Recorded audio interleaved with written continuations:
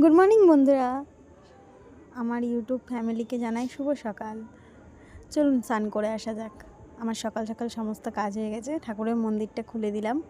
কীরকম লাগছে বলবেন, আর কীভাবে সাজাবো একটু জানাতে পারবেন, কমেন্টে জানাবেন, তাহলে সেইভাবে সাজাবো। মন্দিরটা কেমন লাগলো বলবেন। চলুন বাসনটা মেজে আসা যাক ঠাকুরের।